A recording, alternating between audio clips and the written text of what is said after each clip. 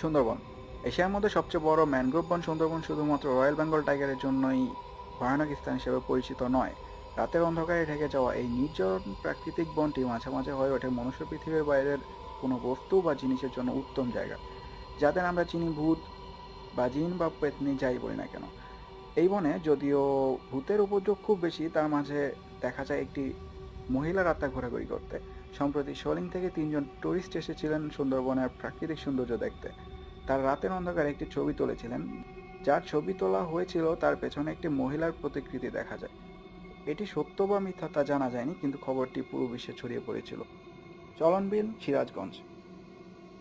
চলনবিলে তাজা থানায় একজন জমিদার ছিলেন যার কিছু আধ্যাত্মিক শক্তি ছিল। এক রাতে যখন তিনি মারা যান তখন সেখানে 3টি মন্দির ভৌতিকভাবে ভেসে ওঠে। পরে একটি মন্দির আবার ভৌতিকভাবে নিচে নিচে ভেঙে যায়। এরপর থেকেই সেখানে বিভিন্ন অদ্ভুত সমস্যার সৃষ্টি হতে শুরু করে। বিশেষত চলনবিলের পাশে সিরাজগঞ্জ শহরের একটি গ্রামে এর উপদ্রব বেশি। যারা সন্ধ্যার দিকে বা রাতের দিকে মন্দিরগুলো পার হয়ে যায় তখনই তারা অদ্ভুত আচরণ শুরু করে।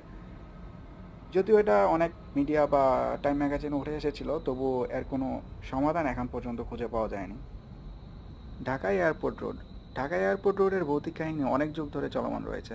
যখন এই রোডে মানুষ গাড়ি চালায়, বিশেষত নিকুঞ্জ থেকে বিমান অফিস পর্যন্ত রোডে, তখন সবাই দেখে একটি মহিলা হঠাৎ করে রাস্তার মাঝখানে চলে আসে। আর সবাই মহিলাকে বাঁচাতে গিয়ে বা ভয় পেয়ে গাড়ি ভুল পথে চালিত করে দুর্ঘটনা ঘটিয়ে ফেলে। আর এই রোডটা যে আসলেই ভয়ঙ্কর বা ভৌতিক, এটা আপনি জানতে পারবেন যদি আপনারা ভূত এফএম শোনেন।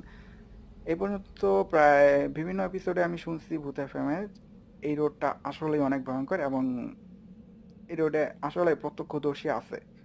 আর এই জন্য সবাইকে উপদেশ দেওয়া হয় যখন রাতে এই রাস্তায় গাড়ি চালাবেন তখন যেন গান না শোনেন বা মনে কোনো খারাপ চিন্তা না করেন। ফয়েজ লেক, চিটাগং। ফয়েজ লেক মানুষের কাছে বিনোদনের জন্য বহুল পরিচিত হলেও অনেক মানুষের কাছে এই অজানা লেকটির আরও একটি পরিচিতি আছে, যাকে মানুষ ভূতের নগরী হিসেবে চিনে।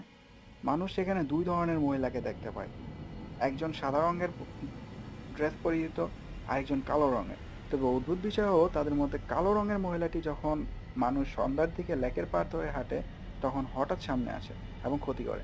আর বিপরীত দিকে সাদা রঙের মহিলাটি কারো ক্ষতি করে না, শুধুমাত্র মানুষকে সাবধানী বার্তা দিয়ে যায় কালো রঙের মহিলা ভূতের ব্যাপারে। 2006 বা 2007 থেকে সেখানে 3টি খুনের ঘটনা ঘটে, যার মধ্যে মেডিকেল রিপোর্টে আছে যেই 3জন খুন হয়েছিল বা মৃত্যুবরণ করেছিল তাদের কোনো স্বাভাবিক মৃত্যু ছিল না। লালবাগ কেল্লা, ঢাকা। লালবাগ কেল্লা হলো বাংলাদেশের সবচেয়ে ভয়ানক ভৌতিক স্থান, যেটি ঢাকায় অবস্থিত। মানুষের মুখে কথিত রয়েছে যে প্রতি চন্দ্র পূর্ণিমা রাতে পরিবিবিকে, মানে যিনি শায়েস্তা খানের মেয়ে, তাকে এই দুর্গে দেখা যায়। ওই রাতে তার নাচ এবং গানের আওয়াজ লালবাগ কেল্লার প্রাকৃতিক নির্জন পরিবেশকে খান খান করে অনেক দূর চলে যায়। দ্বিতীয়ত দেখা যায় মানুষের ভয় ভূতকে, যিনি ঘোড়ার চড়ে মাথায় পাগড়ি পরে লালবাগ কেল্লার ভিতরে যায় আবার আসে, মানে ওই সুড়ঙ্গগুলোর মধ্যে যায় আবার আসে। তবে কথিত আছে যারা এই কেল্লার গোপন সুড়ঙ্গে একবার গিয়েছে তারা আর কোনোদিন ফিরে আসেনি। লোকমুখে এও শোনা যায় যে এই সুড়ঙ্গগুলো দিয়ে আপনি ইন্ডিয়ার আগ্রাতেও যেতে পারেন। তবে সুড়ঙ্গটি ব্রিটিশ আমলেই বন্ধ করে দেওয়া হয়েছে, কারণ একবার এক অনুসন্ধানী টিম এসেছিল এই সুড়ঙ্গগুলো পরীক্ষা করার জন্য। এই জন্য তারা প্রথমে তাদের প্রশিক্ষিত কুকুরগুলোকে গলায় শিকল পরিয়ে সুড়ঙ্গের মুখে ছেড়ে দেয়। যখন কুকুরগুলো সুড়ঙ্গের অন্ধকারে প্রবেশ করে তখন শিকল ধরে টান দিলে আর কুকুরগুলো ফিরে আসে না, শুধু ফিরে আসে শিকলের ভাঙ্গা অংশ। পরে ব্রিটিশ সরকার ওই সুড়ঙ্গগুলোতে আবার কয়েকটি হাতি পাঠায়, তারাও আর কখনো ফিরে আসেনি।